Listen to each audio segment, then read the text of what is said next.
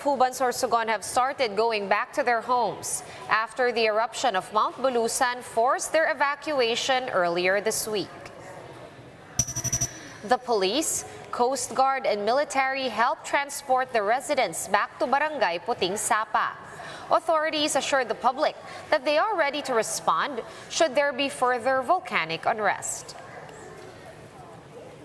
15 minutes, nakapag-dispatch po ako ng mga tao. Meron na kaming contingency plan. PNP and the Philippine Army will be here to continuously secure the barangay.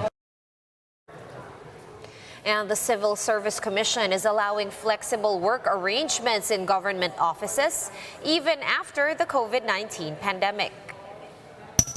Commissioner Eileen Lizada said the hybrid work setup will be institutionalized soon.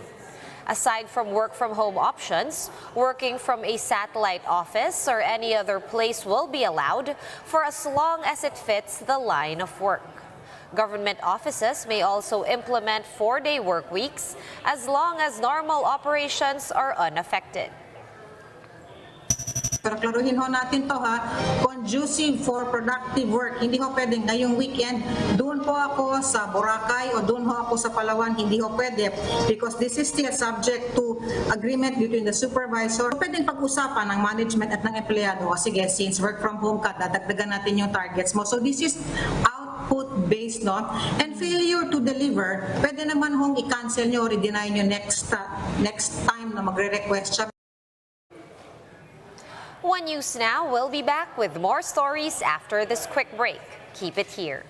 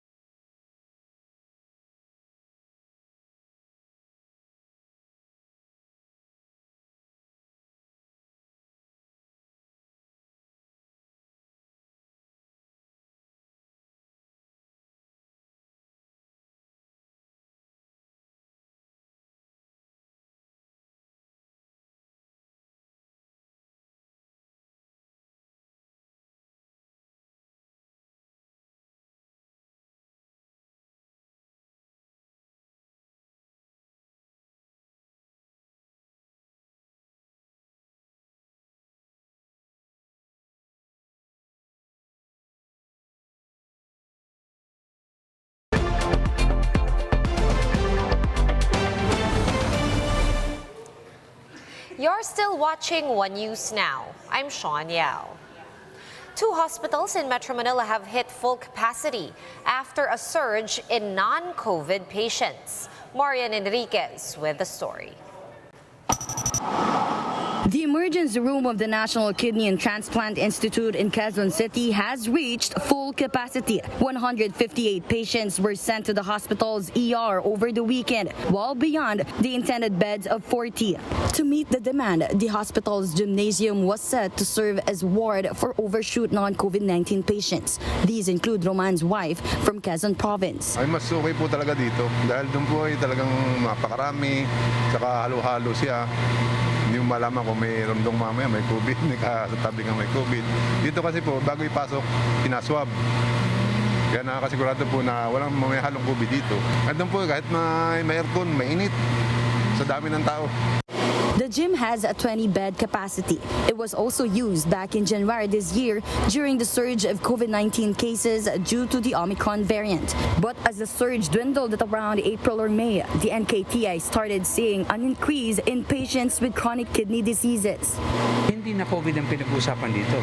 Ito na yung mga sakit ng mga pasyente na angkop para sa National Kidney Transplant. Yung continuity of care kung tawagin. Yung kanilang mga dati ng mga sakit na mga pasyente ngayon na lumalabas na sila kasi hindi na rin sila takot kahit paano. The NKTI also wants to open up more beds for more patients. But the problem is they're also experiencing a shortage of healthcare workers. The hospital is in need of additional 19 nurses, especially as the gym also accommodates leptospirosis cases. They're also planning to open another wing with 35 additional beds next week. Yung mga nurses na nasa bahay na pwede magtrabaho. Kagaya na nakikita ninyo sa labas o dito sa likod ko, hindi po sila mga COVID patients. Sila po mga kidney patients lang na nangangailangan ng admission.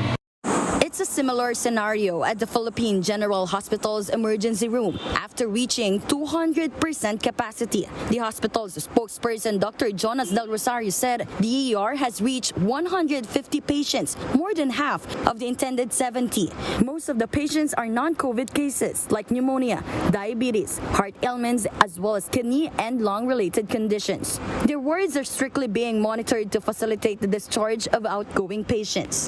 Kailangan po coordinated yung transfer kung galing po sa ibang ospital. Hindi po pwedeng pupunta lang po doon na galing sa ibang ospital po. Yung mga walk-ins po, yung public walk-ins, malamang po hindi rin basta-basta matanggap kung hindi po ito talaga life and life-threatening emergency. Kung hindi naman po talaga malubha at hindi emergency, ay pumunta po sila doon sa kanilang local hospital. The PGH appeals to the public to coordinate first with the DOH's National Patient Navigation and Referral Center to know whether the facility they plan to go to has sufficient beds for patients. For News 5, Marian Enriquez, we are One News. The Health Department is urging the incoming Marcos administration to keep on with the current COVID-19 interventions that are already in place. JC Cosico with the report.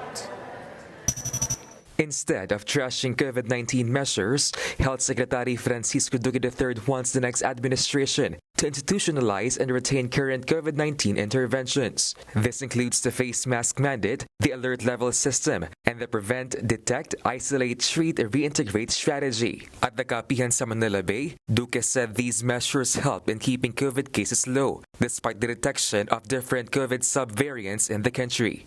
Tayo, ang tanong, bakit ang Pilipinas ay mababa? 35,000 lang yung pinakamataas, no? Ang sagot niya, masking. Hindi natin pinabayaan, hindi gaya sa mga ibang bansa. Pagka konting bumaba yung kaso, tanggalan na ng mask. Instead of leaving it to determination of the president, a legislation might be the better way to go to institutionalize it. But again, that's well within the purview of Congress, not mine. Duque said they are ready to present their transition plan to the incoming Marcos administration. However, several challenges will have to be addressed, like the expansion of primary care services and improving booster coverage. However, Duque admitted that leading the DOH was never a walk in the park considering the pandemic. We're far from perfect, but I just want people to understand that it's very difficult to do your job under a pandemic circumstances. It's not normal. You're not doing the usual things under normal circumstances. Remember, the pandemic brought the whole world down to its knees.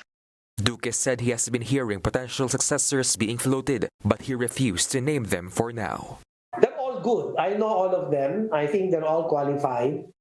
They've had quite a track record of public service. For News 5, JC Cosico, we are One News.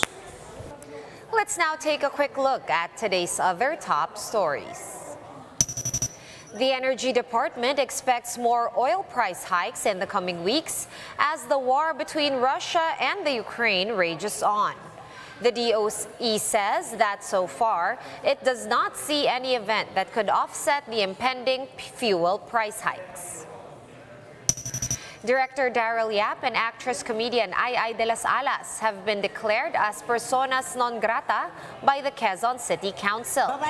This is in relation to a political skit posted to Yap's social media page where the QC seal was, quote, disgraced for personal interests. And European consumers will soon have a more seamless experience of charging their devices after the European Union member countries agreed on a single mobile charging port. Aside from phones, this also covers tablets and cameras, a first in the world. The change, which will only allow Type-C connectors, was made in a bid to make life easier for consumers and also to save them money. For more updates, visit News 5, The Philippine Star, and Business World online. Visit our website, onenews.ph, for more in-depth analysis. You can also catch One News on the Signal Play app. Register for a free account at www.signalplay.com and stream One News live anytime, anywhere. Masks on, wash hands, and stay safe, Philippines. I am Sean Yao. We are One News.